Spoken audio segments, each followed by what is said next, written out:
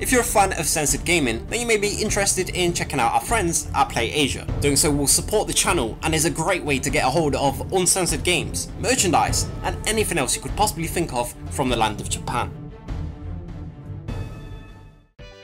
Now, occasionally when we cover games, we later find even more censorship that was missed the first time around. And so today we're going to be talking about even more changes made to the various versions of the classic beat-em-up Final Fight. The original video featured such censorship as remove religious references, censoring the boobs of statues, and some extremely strict name changes. However, it's important to point out that the PS3 and 360's Final Fight Double Impact is a faithful port of the arcade version, although this is the Western arcade version, and so the censorship to Jessica in the intro can still be found in this release. The arcade version featured such things as the word sexy being sprawled on the Bay Area bathroom doors. Now, missed first time around was that for the Mega CD, the word was removed from the Western version. In the Japanese Mega CD release, the naughty word remains, although has a different design to that seen in arcades. As for the SNES versions, it was actually removed in all versions, including Japan, and so perhaps in this case it was just a design decision or something. Although there's some more changes made to the final boss that has, still to this day, managed to pass by most people unnoticed. Here's the Japanese SNES version on the left and the Western version on the right. Do you notice the difference in the boss's appearance? It's fairly hard to spot, but it's one of those things that, once seen, is impossible to unsee.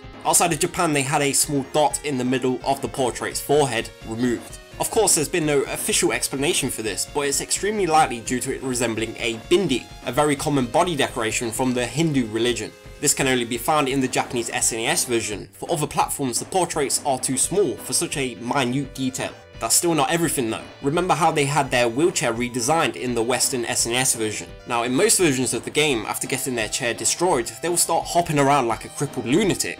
For the Western but not Japanese SNES release though, Nintendo added in a new animation where they will occasionally start walking around instead. It seems they were really concerned over giving the impression that you were beating on the disabled. Just like they were over beating women, even if the ladies still had penises. We really do need to make an in-depth video one day about this, and Poison's and Roxy's confusing transsexual nature. Anyway, thank you for watching.